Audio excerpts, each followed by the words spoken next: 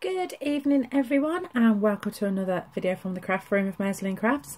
It is yet another gorgeous evening here in the Highlands of Scotland, as per usual, because we haven't moved. Absolutely stunning views again from my craft room. I am so lucky.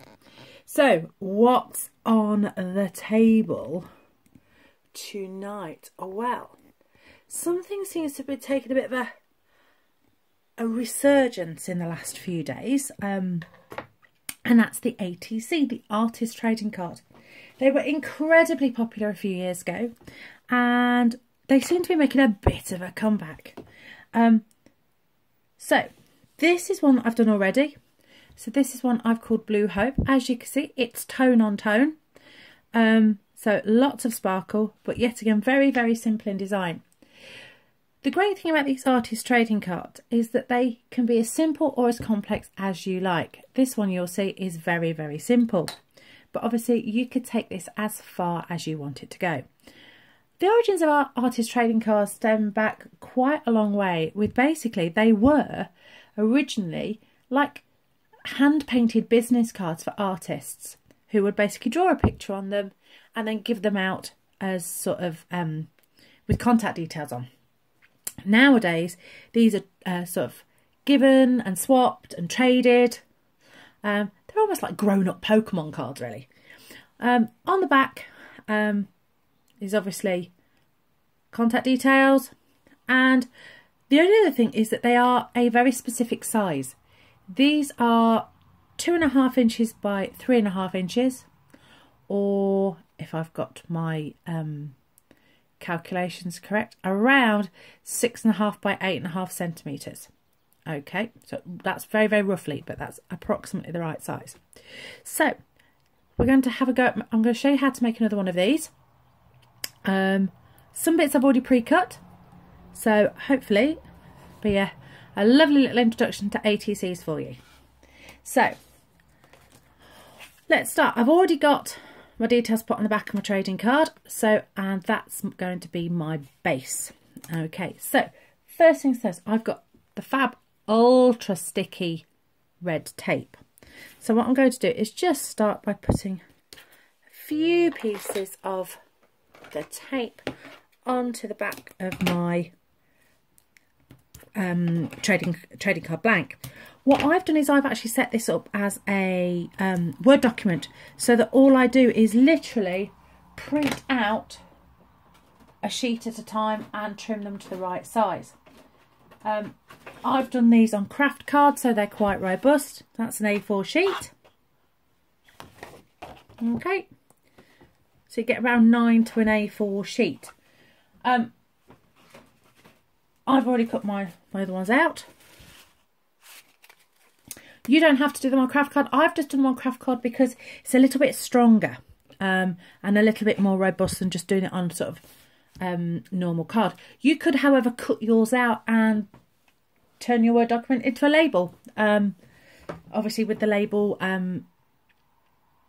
templates on Word, then you would be able to just very simply set up the document and print them out when you need it. So we are going to go for this lovely tone on tone bluey tealy colour. It's slightly more tealy in real life than it is showing on the camera. It is yet again coordinations. This is an excuse for keeping all your scraps, because what I'm going to do is use the scraps to start with. Now you'll notice on this I've got some nice clean edges. Haven't got the clean edges on here, but what I'm going to do is, because I'm going to overlap some embossed card over the top, I'm going to use this to start with, just to cover most of it, and then turning it over and using the back of the ATC to trim it nice and level. So because you can do these as sort of sets and collections, as long as they are of a similar theme, you can get away with it. I'm actually going to do my other version of this one the opposite direction, because my card doesn't quite fit what's left. Because if I did it that way, it'd be upside down, look. So I'm going to do it that way. So what I've already done is I've already embossed a piece of this beautiful card. You can see the embossing on it. It's such a gorgeous emboss. You could, in fact, actually, if you didn't want to use the emboss, you could use the deboss and get a totally different look. I'm using the emboss because I've used the coordinations. I've got the lovely sort of linen effect on the top. And all I need to do is make sure that I'm going to cover most of the plane. So all I'm going to do is start by going back in again with the ultra sticky tape. And I just want to make sure that I cover, literally go from ripped edge to ripped edge to make sure that I'm going to get a really good bond with the card. So it's not going to sort of create a flap, it's going to be quite flush fitting.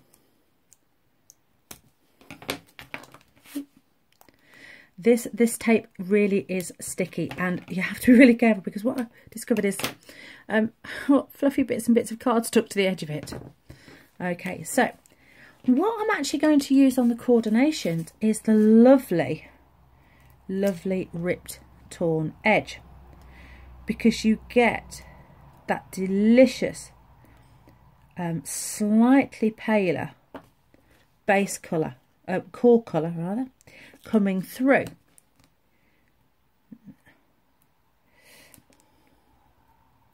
There's always one bit of tape that doesn't want to lift off. Always one bit. So this further. Oh, I missed overhang, so I'll get rid of that. Okay, so we have this wonderful ripped torn edge already from where I actually tore it apart to make this one. So I'm just going to use the torn edge and go straight across with that, and then trim round the edge using my base card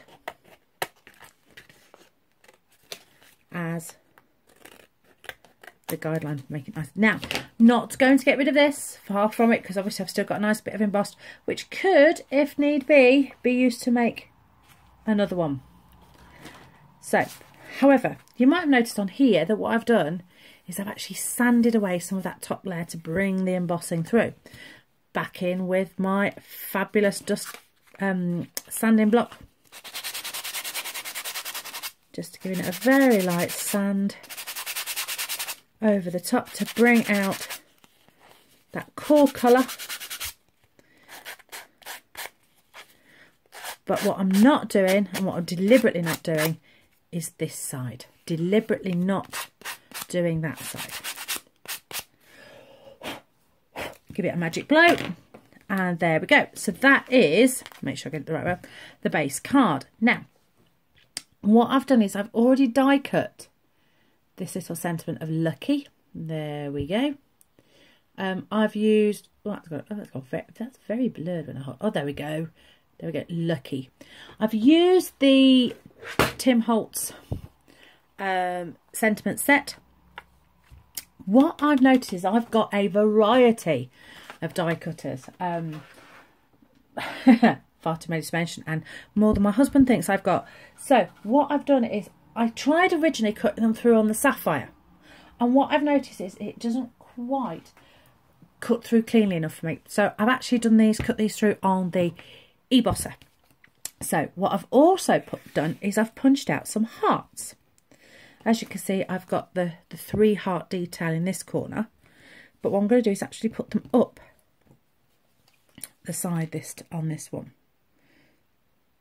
Yet again, I'm using my trusty detail glue, and as I think I've said in all of my videos, doesn't matter if it goes over the edge because it dries clear. Another little dot again.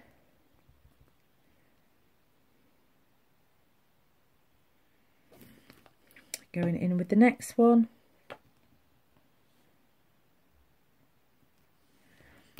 And the final one.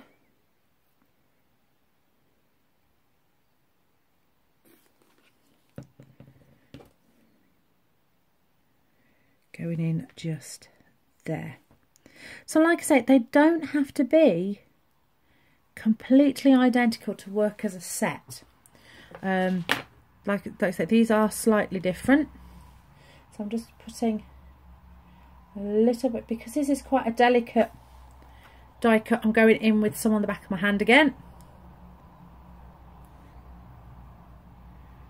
And it picks up quite a nice lot on there. And then I'm just going to gently press it down. And there we go.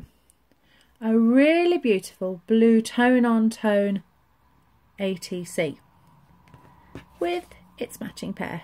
So Hope and Lucky. Thank you for joining Meslin Crafts. If you like the video, click like. If you like it and you want to see even more, don't forget to subscribe to all our videos. Thank you so much. Take care and bye for now.